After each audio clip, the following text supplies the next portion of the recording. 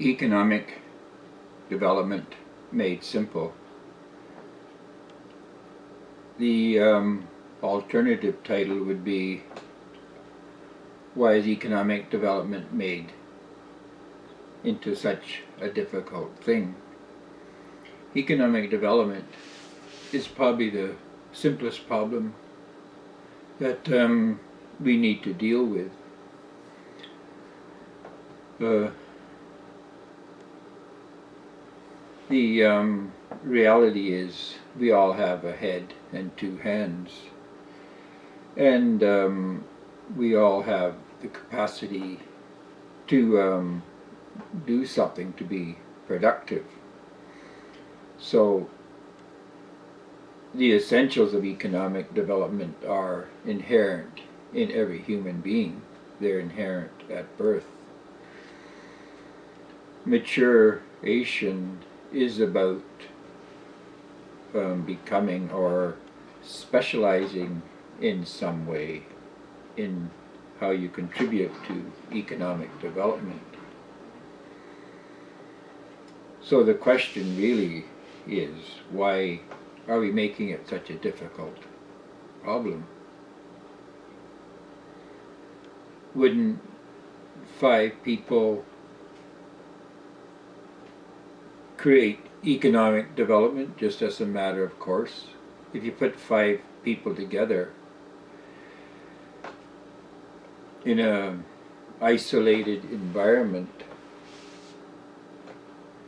and this environment is primitive, natural, wouldn't the very next day see economic development happening, and the week after that more? And wouldn't this economic development be progressive? The environment would have to be non-life-sustaining, basically, for economic development not to happen. So again, the question is, why do we, civilized humanity, make economic development such a difficult proposition? The element that hinders economic development the most has to be currency, our currency system. When my helping you and you helping me is predicated on a third party authorizing this through the dispensation of currency, there's slightly something psychotic going on. I don't know of a better way of putting it. But if my desire to help and be helped is hindered by someone else's desire to be rich or to make money work for them, as the saying goes, rather odd saying, something is very corrupt. It's corrupt to the point of psychosis. But you say, we need money to make things work, to have a market. We can't go back to barter. Barter is too simple. It cannot work in a complex economy. What do you think the use of money is? Use of currency. The only difference is, instead of taking my cow and exchanging it for chickens and pork pies or whatever, which is difficult enough in itself, there's no denying that, which is why it never was actually done that way. But being that as it may, why is taking my cow to the bank and getting $30 or $100 or $300 perhaps, and then going and taking the $300 and getting pork pies, chickens, and so on. Better when, if I retain the cow, I may end up losing the cow and everything else because I didn't pay the money back. This is the reality of how we do economic development. When we predicate or link economic activity, never mind economic development, when we link economic activity to some product or some service owned and sold or rented, however you want to look at it, to the economic actors, then we have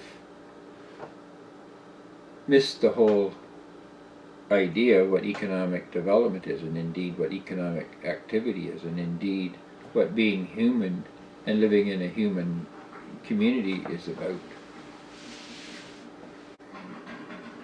Why should my desire to trade my cow for chickens be predicated on and be presumed by or limited to or hindered by or necessitate the use of currency? Currency is a product. It's produced, owned, sold, rented, manipulated, marketed by private interests, or if you're a communist, by the government. So you can have a communist kind of money, or you can have a private market kind of money.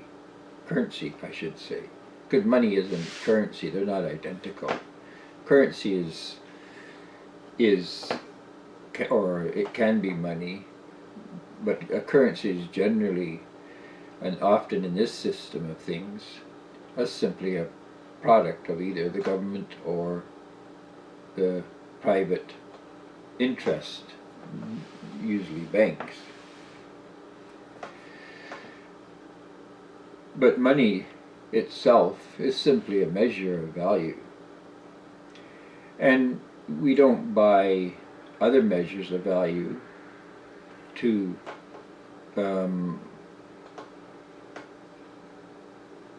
achieve an objective determination of something. So we don't buy kilometers before we can travel a mile. We don't buy kilometers before we go on a trip. We don't buy inches or feet if we want to measure some yard goods. We don't measure volume if we're going to, we don't buy volume, measures of volume if we're going to build a house. And yet we buy units of value, i.e. currency, if we're going to go buy goods and services. And this buy goods and services is a misnomer, because what you're doing is that you're bartering your time or your future or your creditworthiness for another good or service called currency, called dollars if you like. The advantages, of course, that this currency is infinitely divisible, and so you can divide a cow into infinite numbers of monetary units using the currency, which means that you can take the cow and do multiple complex barters with it, because you first made that initial barter with the bank or the other currency provider. So what we're saying here is that we're not doing economic development until we get the measures in hand. If we want to do $1 million worth of economic development, we have to have the units of money to measure $1 million. Well, obviously this is going to make things difficult.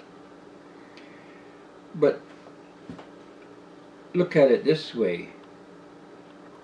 Let's say I want to put up a shelf, and I want to do it for my wife. So I could get a board or a tree, saw it, cut it down, saw it, make it into a board, put up the shelf. This didn't take any money.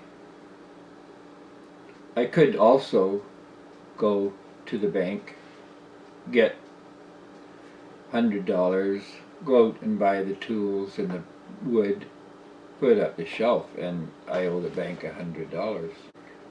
But there is another way of doing this, which is the way we do things, but it's often hidden in the complexity of the monetary or the currency system we use, the market. And that is, if I need a shelf, I go to somebody with a shelf and I take it.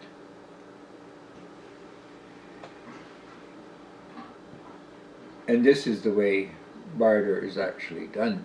If I need a chicken, I go to somebody with a chicken and I take the chicken.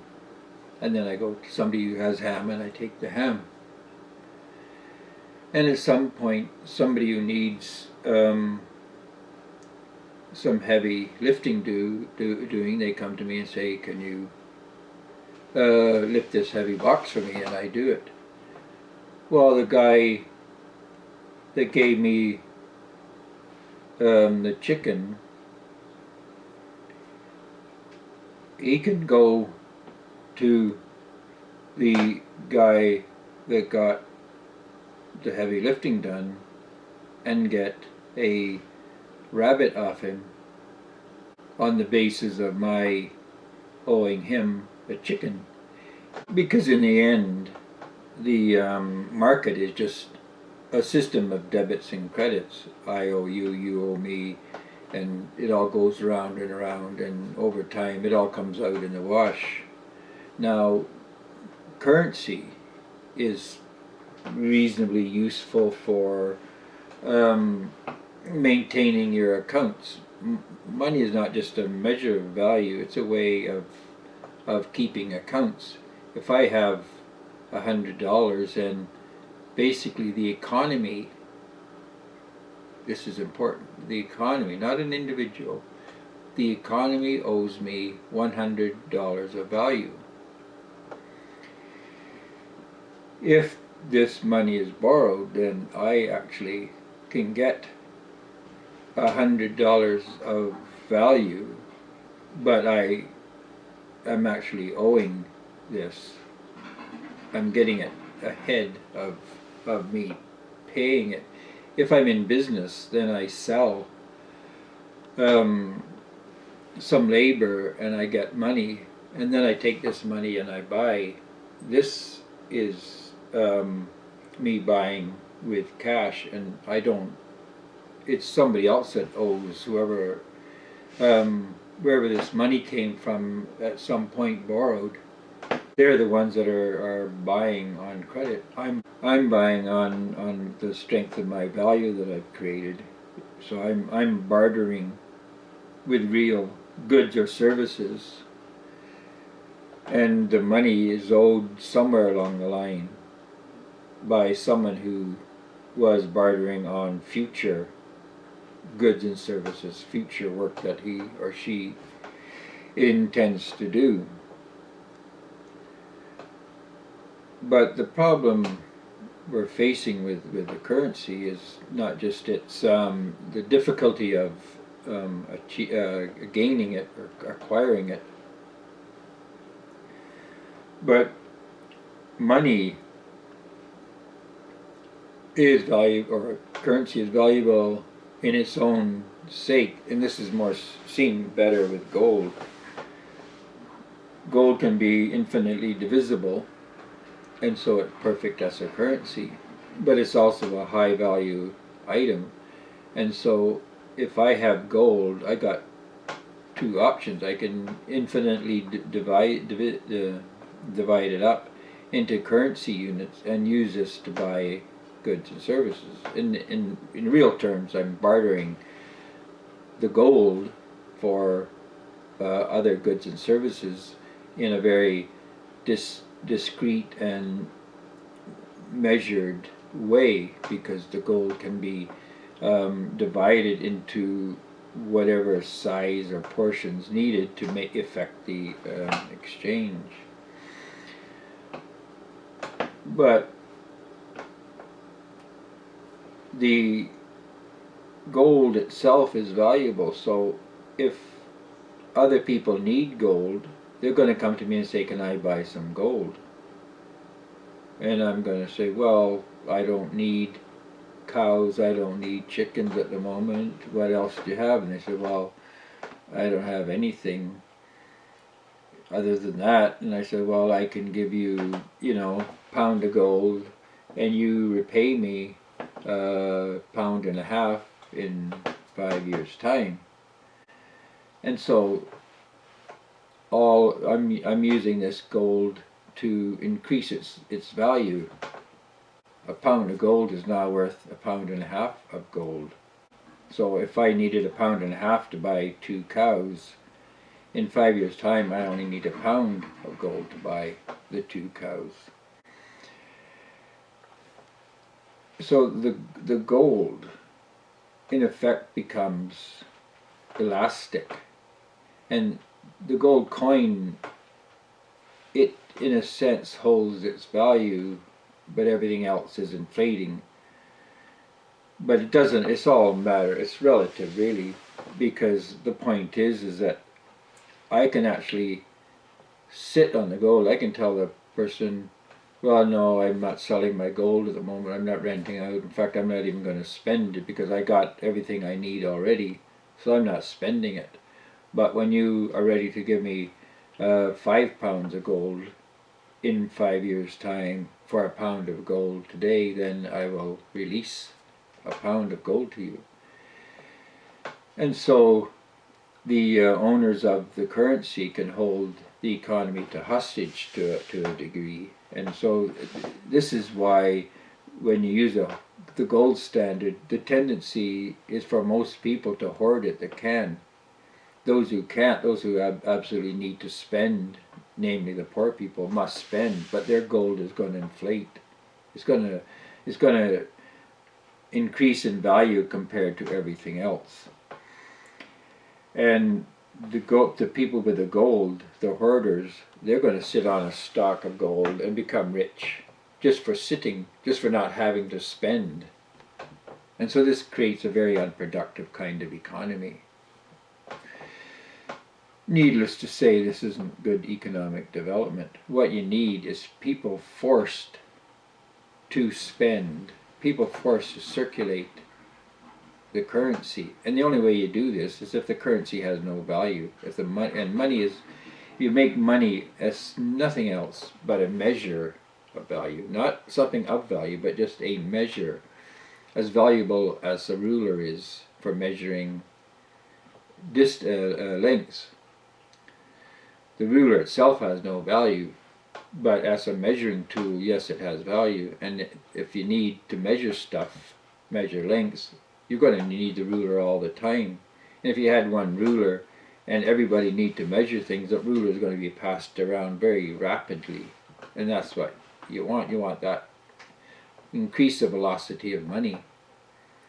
So we know why economic development is difficult. We don't really know why it should be this difficult, except for there's some very greedy and self-centered and can we say psychotic people in the world, because anybody that is willing to damage society for their own benefit is not a sane person.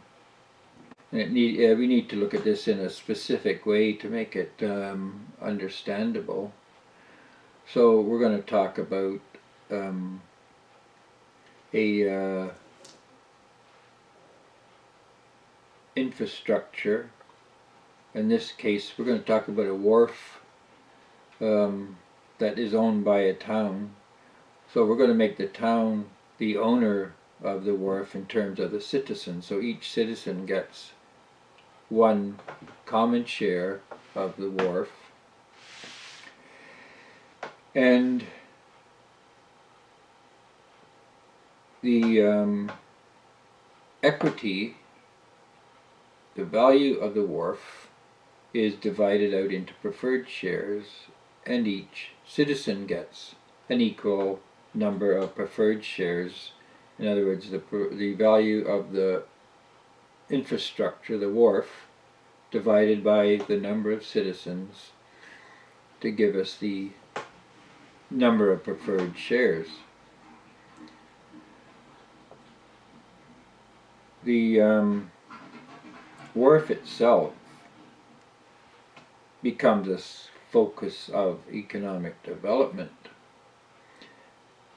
Certain investors put assets or even money, fiat money, into the wharf. They invest in it, and for this they get preferred shares equal to the investment. The wharf is increased by the value of the assets given, and so it can issue preferred shares to that level. This is called capitalization of the project.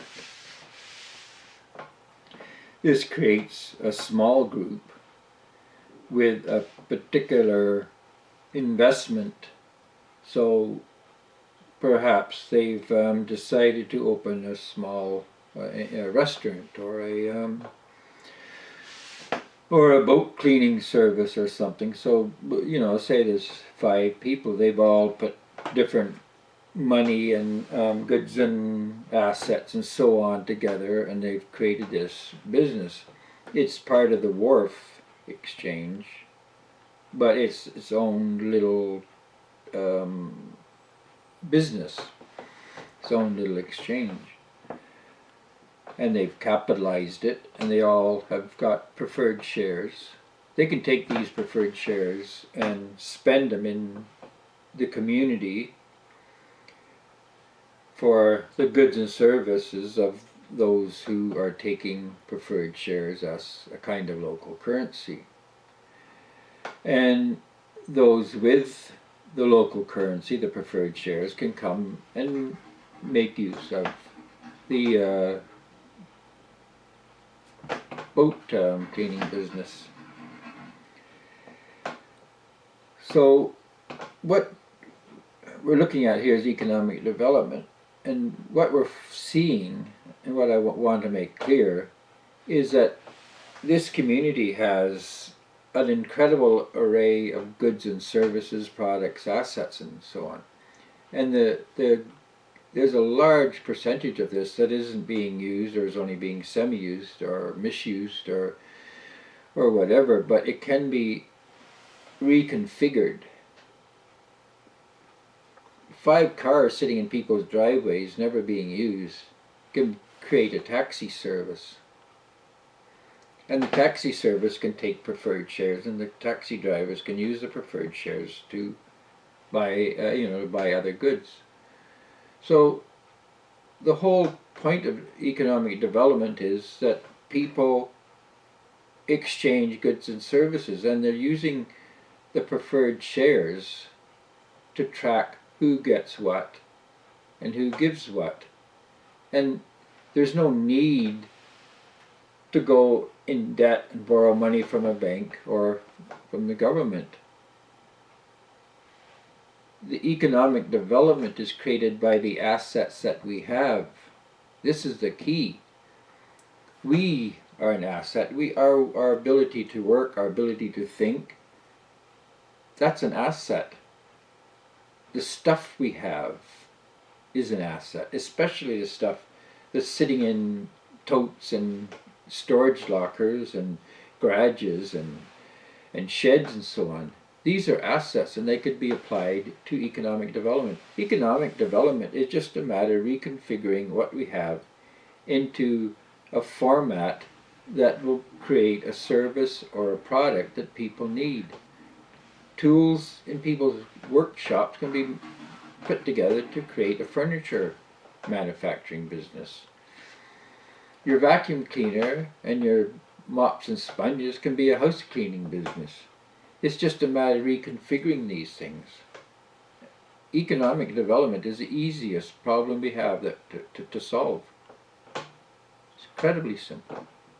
It just takes people coming together to create a real kind of money, a money that does nothing but measure value, and it hasn't any value other than that, and nobody wants it except to be used to buy and sell. It has no other purpose other than that. Do that and you have economic development.